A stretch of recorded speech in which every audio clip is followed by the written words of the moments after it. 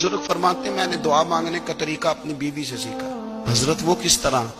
फरमाने लगे मेरी बीवी ने ना मुझे कोई काम बताया, कुछ पैसों की जरूरत के लिए कहा, तो मैंने उसे कहा कि भाई अभी मेरे पास नहीं है, कुछ दिनों में आते हैं तो मैं दे दूंगा।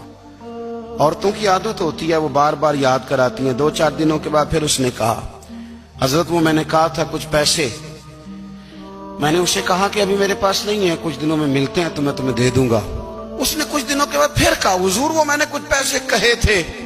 फरमाते मैंने डांट दिया, मैंने कहा कि क्या तू रोज मुझे शर्मिंदा करती है, कहा ना मेरे पास नहीं है, होंगे तो दे दूंगा, तू रोज याद कराती है।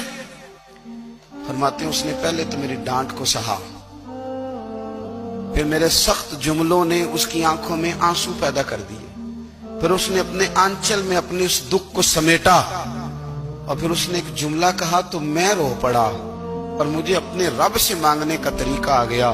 मुझे कहने लगी हजरत जी आपने डांट दिया, मैंने सह लिया, पर आप ही मेरे शौहर हैं, बताएं ना, आपसे न कहूं तो मैं किस से जाके कहूं। फरमाते हैं मैं रो पड़ा और मैं खुल के रोया और मैं तड़प के रोया और फिर मेरी सिसकियां बंद गईं। तो मुझे कहने लगी आपको क्या हुआ?